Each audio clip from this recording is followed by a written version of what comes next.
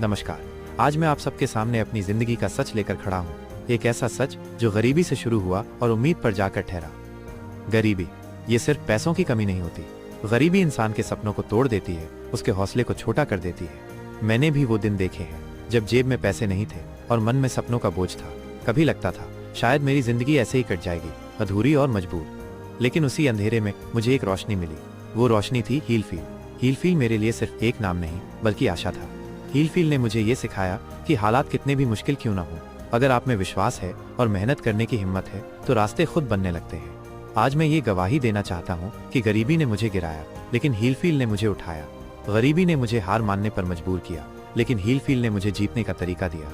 अब जब मैं अपनी यात्रा को पीछे मुड़कर देखता हूँ तो समझ आता है कि गरीबी मेरी कमजोरी नहीं थी बल्कि मेरी ताकत थी, और हीलफील वो सहारा था जिसने उस ताकत को दिशा दी।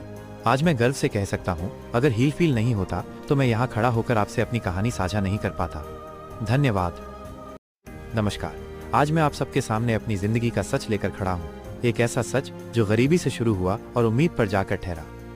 गरीबी, ये सिर्फ पैसों की कमी नहीं होती।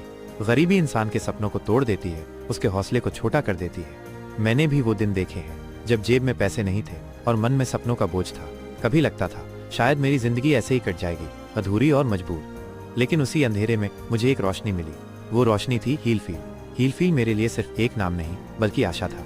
हीलफील ने मुझे ये सिखाया कि हालात कितने भी मुश्किल क्यों ना हो, अगर आप में विश्वास है और मेहनत करने की हिम्मत है तो रास्ते खुद बनने लगते हैं। आज मैं ये गवाही देना चाहता हूँ कि गरीबी ने मुझे गिराया लेकिन हीलफील ने मुझे उठाया। गरीबी ने मुझे हार मानने पर मजबूर किया लेकिन हीलफील ने मुझे जीतने का तरीका दिया।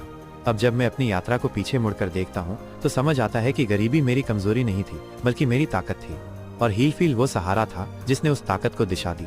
आज मैं गर्व से कह सकता हूँ, अगर हीलफील नहीं होता तो मैं यहाँ खड़ा होकर आपसे अपनी कहानी साझा नहीं कर पाता।